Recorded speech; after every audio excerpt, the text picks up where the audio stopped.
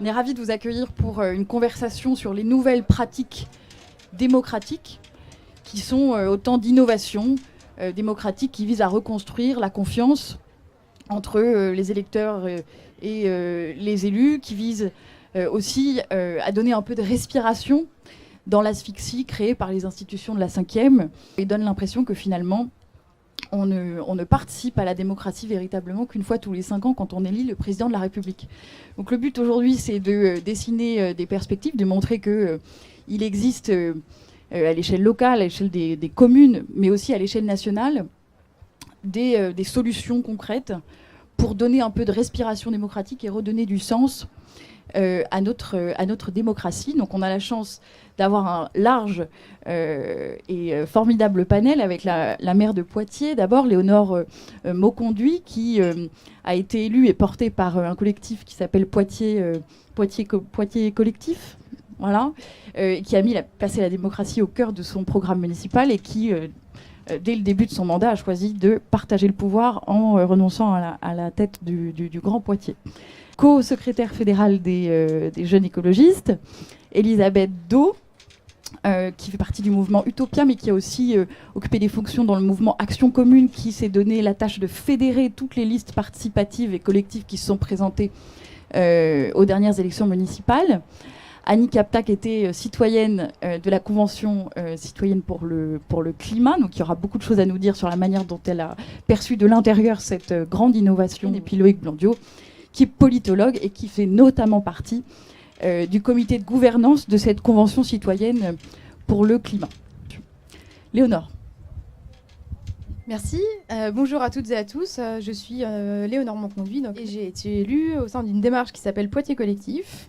Alors la question est large. Comment renouveler les pratiques démocratiques ? Il y a aujourd'hui, une fois qu'on est élu, je vois vraiment 2 niveaux sur cette question-là. C'est comment renouveler les pratiques démocratiques en termes de pratiques politiques, c'est-à-dire comment est-ce que dans le cadre de stratégie électorale, par exemple, on fait différemment, on donne des gages sur le fait qu'on veut faire la politique autrement, et comment est-ce qu'on fait venir de nouvelles personnes aux politiques, et comment est-ce qu'on structure une campagne de manière différente. Et puis une fois qu'on est aux responsabilités, comment on fait pour garder cette ambition de faire de la politique autrement et se donner des outils démocratiques différents pour fonctionner. Alors du coup, moi j'ai plus de recul évidemment sur la première question, qui est sur comment est-ce qu'on fait campagne autrement, comment est-ce qu'on fait de la politique autrement à l'échelle des partis, à l'échelle des campagnes électorales, enfin de la vie politique en fait, de la vie militante. Très rapidement, pour Poitiers Collectif, nous on a considéré que le fait d'être une démarche citoyenne, c'était dans les méthodes qu'on se donnait pour faire émerger une proposition pour notre ville à l'échelle de Poitiers. Donc Poitiers Collectif, c'est un collectif citoyen qui a été lancé 2 ans avant les élections par un groupe de personnes dont je faisais partie, mais qui étaient majoritairement pas encartées et qui étaient très intéressées par la politique, qui étaient pour beaucoup avec une sensibilité écologiste, mais aussi sociale, enfin comment dire, des gens qui ont la même, je dirais, la même culture politique que nous, mais qui se sentaient exclus par le système de fonctionnement traditionnel des partis. La peur d'être encartés, donc de devoir tous penser pareil, un fonctionnement souvent historique assez excluant, malgré une bonne volonté souvent, mais voilà. Donc on a décidé de reprendre en main le fonctionnement politique, en tout cas la construction d'une proposition politique pour notre ville en nous donnant 2 ans pour faire les choses comme on aimerait que ce soit fait en fait. Donc les principes qu'on s'est donnés, c'est le fait de faire le projet avant les têtes, les têtes avant la tête, donc les choses dans le bon ordre en fait, comme ça devrait fonctionner selon nous de manière, comme ça devrait fonctionner tout le temps en fait. Donc on s'est donné bon, je vais faire très courte, sinon je peux en parler pendant 2 heures, mais on a fait le programme pendant 1 an avec des groupes de travail très ouverts, très collectifs, ouverts à tous. Il n'y avait pas de question de carte.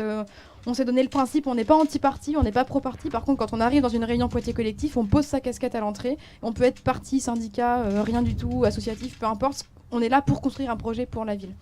Et on a construit un projet de manière très ouverte.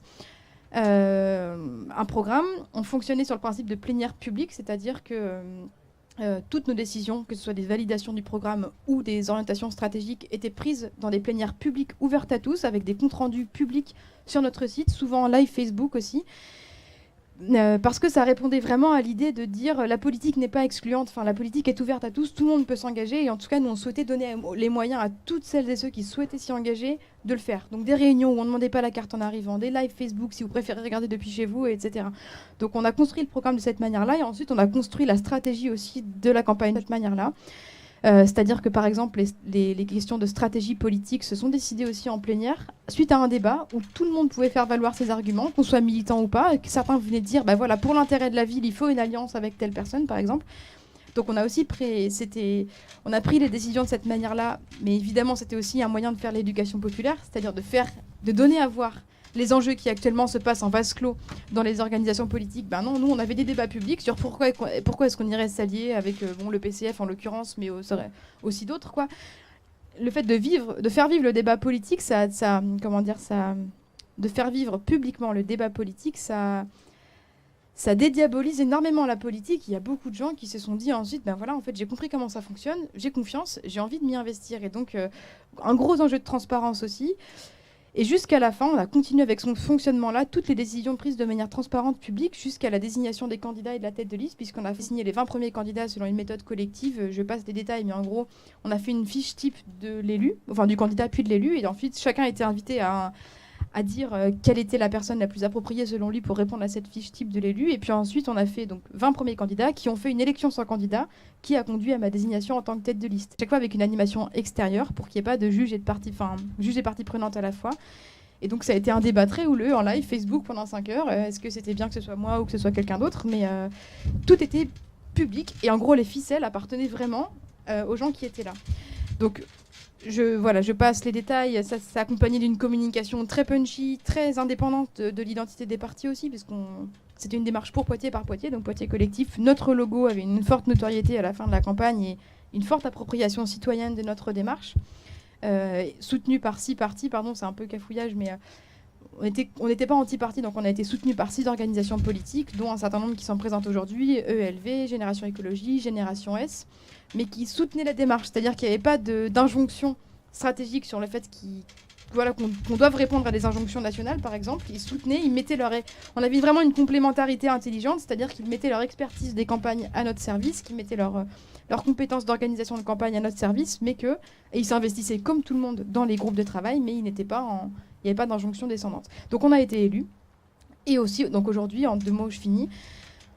Donc, effectivement, à cette démarche de campagne très collective, très démocratique, correspondent des engagements de campagne pour le programme qu'on va mettre en œuvre à Poitiers. Un certain nombre de moyens, j'en cite 3. La mise en œuvre d'une assemblée citoyenne, qui, un peu comme la Convention citoyenne pour le climat, aurait vocation à interpeller la mairie sur des sujets qui préoccupent la société civile de Poitiers. Le droit d'initiative locale, c'est-à-dire que sur une ville de 100 000 habitants, si 1500 habitants se mettent ensemble pour signer une interpellation, elle est mise de fait à l'ordre du jour du conseil municipal pour qu'en gros, on soit obligé de répondre, nous les élus, sur des choses qui préoccupent la ville. Et le niveau au-dessus, c'est le référendum d'initiative locale, c'est-à-dire que si 5000 personnes signent ensemble pour une proposition, elle est forcément soumise au vote de la population. Enfin, modulo le fait qu'elle soit dans les compétences municipales, etc. Mais voilà, ça c'est des moyens qu'on est en train de structurer pour les mettre en œuvre maintenant qu'on est élu. Très bien, merci beaucoup Madame la maire. À t'entendre, on a l'impression que l'ouverture, la transparence et les règles transparentes ont été clés dans la victoire de Poitiers Collectif, donc c'est très intéressant.